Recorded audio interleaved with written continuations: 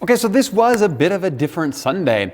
Obviously, we moved all of our large gatherings at Commons online because of the COVID-19 pandemic. And we want to be responsive. We want to ensure that we are doing everything that we can to protect the public health. And so we've moved that way, but that meant some changes to how we're doing church. It meant going online, live streaming. It was a great success for our first week. And it looks like we're going to be doing this for a little bit at least. So this next coming Sunday, we will be here online at our normal service times. So again, check in, engage, be part of the chat. We want the community to feel as meaningful and engaged and interactive as we possibly can make it in this digital space.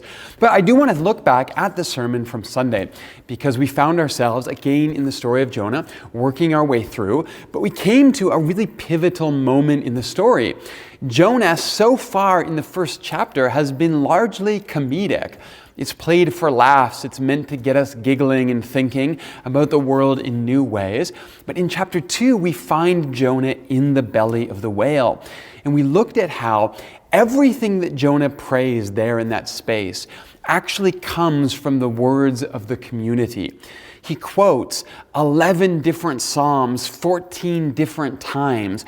All of this communal memory that he has grown up with, it's embedded somewhere deep in his soul. All of that is what comes tumbling out now in this moment when he's confronted with his greatest fear. This feeling of being trapped, of being forgotten, being lost at the bottom of the sea. There's a couple of interesting things here, because one of them is that the quotes that he goes to, the psalms that he goes to, are actually not psalms of lament or fear. They're actually psalms of praise. He's actually praising God for his salvation, even as he's swallowed by a whale. And I don't think we should actually assume that when Jonah is swallowed by a whale, he knows that this means things are going to be okay. That doesn't seem to make sense to the character in the story. In fact, somehow it seems to be that even in his most desperate moment, he just knows to believe in the goodness of God. What does that salvation mean? Does it mean he will make it back to dry land? I don't know. Does it mean that he will be in the embrace of God and that God will do good for him just as God will do good for all of us? I don't know. I don't know exactly what that means. But I am drawn to this idea that in that moment, he goes back to the prayers of the people, the liturgy, the works of the poets who have offered their words to him. In the sermon, I talked a little bit about how I have multiple kinds of prayers in my life, but in every sermon that I do every Sunday, I have both a crafted prayer that I work really hard to write, and then I have a spontaneous prayer at the end of the message where I react to what is happening in me and in the audience and in all of us in that room in that moment. And both of those feel very real and very honest, very reflective of what it means to me to be connected to the divine.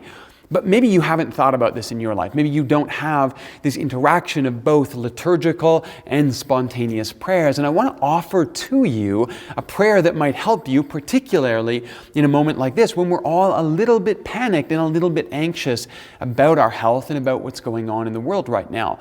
Everything about COVID-19 is scary. Not just sickness, but what it's doing to our economy, what it's doing to our communities, what it's doing to our mental health. And I find that in these moments, it is the prayers of the people, the liturgy of the church that grounds me and keeps me safe. And there are many beautiful prayers. Now, if you head to commons.church/liturgy, you can read all of the prayers that we create for the community every week, some of the beautiful prayers and expressions that our team writes and creates for you. And one of the most ancient prayers is something called the Jesus prayer. It's a very simple prayer. It's just simply this: Jesus Christ, Son of God, have mercy on me, a sinner. And the words are simple, the words are beautiful, but there's also a rhythm and a pattern that goes with that prayer that really helps it land and take root for me. And it's simply this, that we settle ourselves, we calm ourselves down, and we pray this with the rhythm of our breath.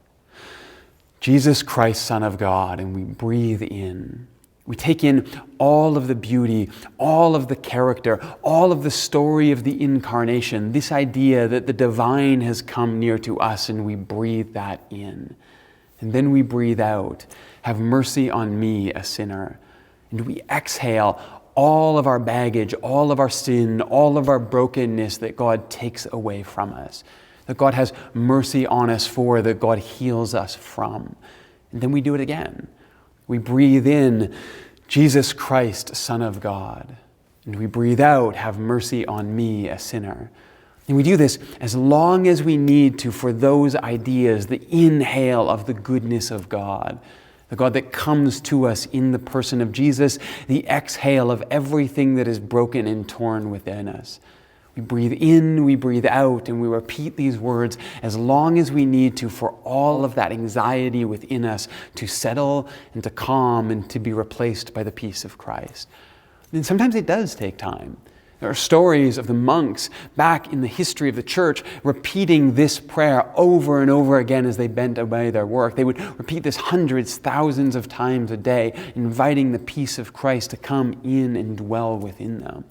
And often I find it takes myself 5 or 6, 10 or 20 times, a couple minutes of saying this over and over again, being present to my breath, present to what's happening in my body, present to the anxiety in my shoulders and my jaw. That's where I carry a lot of anxiety. I tend to clench my teeth and I build up all of that anxiety physically in my body.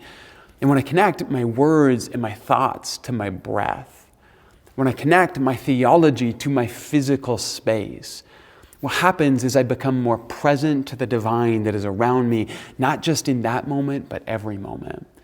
And I become more at peace. I become more in tune. I become more connected to the divine. And these types of patterns, these types of prayers that I didn't come up with, I didn't write this, I didn't think of this, I didn't create this, I simply receive it from the church, from the community, from the work of the people who love God. When I can take this as a gift and I can incorporate it into my life, it is something that I receive. I receive the Spirit of Christ that comes near to me in this moment. And right now, there might be a lot of things that you are anxious about. When will we be able to get back to church, to communicate with each other, to gather with each other, to experience that fellowship and friendship with each other? When will you be back at work?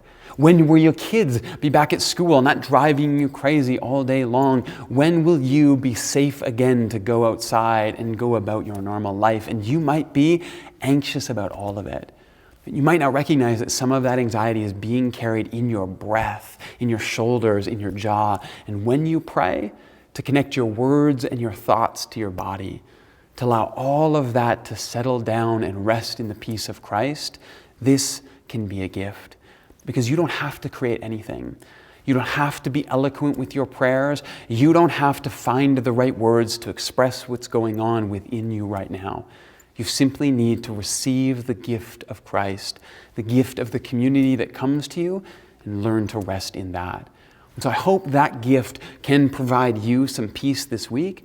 I hope that even that prayer can begin to connect you with the Spirit of God who is around you, keeping you peace and calm right now. And in that, may you experience something profound this week, maybe in a way that you haven't in a long, long time. Jesus Christ, Son of God, have mercy on me, a sinner.